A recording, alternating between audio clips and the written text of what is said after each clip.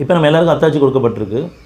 இந்த அத்தாட்சி எல்லாமே இறைவனிலிருந்து வந்தது தான் தெளிவாக உணர அளவுக்கு ஒவ்வொருத்தரும் அவங்க குடும்பங்களில் ஆணாக இருந்தாலும் பெண்ணாக இருந்தாலும் அவங்கவுங்க நிலைமைக்கு தகுந்த அத்தாட்சி எல்லாருக்குமே கொடுக்கப்பட்டிருக்கு. இந்த அத்தாட்சி இறைவனிலிருந்து வந்தது தான்.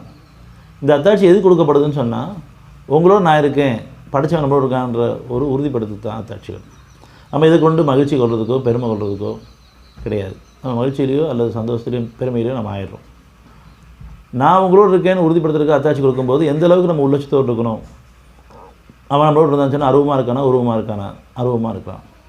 நம்மளுடைய எண்ணங்களை அவன் கவனிப்பானா, கவனிக்கப்படான், நிச்சயமாக கவனிப்பான். நம்மளுடைய பேச்சுகளை அவன் கவனிக்கிறானா இல்லையா, நிச்சயமாக கவனிப்பான். நம்மளுடைய எண்ணங்களையும் நம்மளுடைய பேச்சுக்களையும் நம்மளுடைய செயல்களையும் நம்மளுடைய பார்வையிலும் அவன் கவனிச்சுட்டு இருக்கான் அப்படிங்கிற உள்ளட்சம் நமக்கு வரணும்.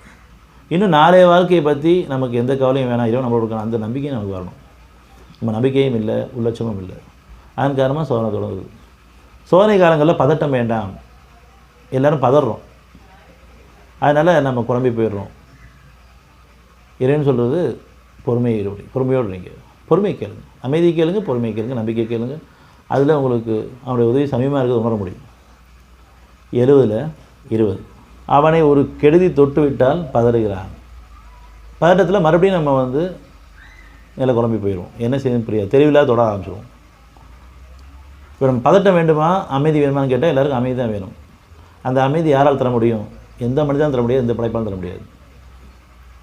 அந்த அமைதி யார்கிட்ட இருக்குது? படைச்சவன்ட்டு தான் இருக்குது. நம்மளை பொறுத்த வரைக்கும் சோதனை காலங்கள்லாம் நம்ம தூய்மைப்படுத்தக்கூடிய காலம், நமக்கு நன்மை தீமை பிரித்தறியக்கூடிய காலம், ஒரு நிலையிலிருந்து அடுத்த நிலைக்கு உயர்த்தக்கூடிய காலம், ஞானங்கள் பெறக்கூடிய காலம்.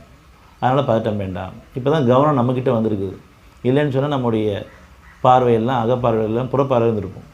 மற்றவங்களை பற்றிய எண்ணங்களும் மற்றவங்களுடைய பேச்சுகளும் மற்றவங்களுடைய குற்றங்களை துருவி ஆராயக்கூடிய மனநிலம் இருப்போம்.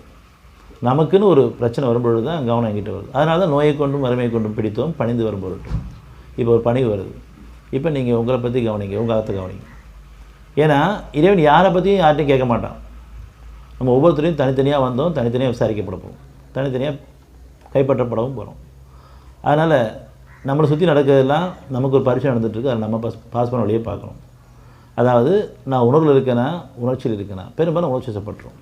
ஒரு செய்தியை கேட்டாலோ ஒரு காட்சியை பார்த்தாலோ மனசுக்குள்ளே ஒரு முன்னறிப்பு வந்தாலோ நான் உணர்ச்சி வசப்பட்டு பதட்டப்பட்டு கோவப்பட்டு ஆத்திரப்பட்டு சந்தேகப்பட்டு அல்லது பெருமை கொண்டு பொறாமப்பட்டு எல்லா வகையிலையும் நம்ம உணர்ச்சிகள் இல்லாமல் இருக்கோம்.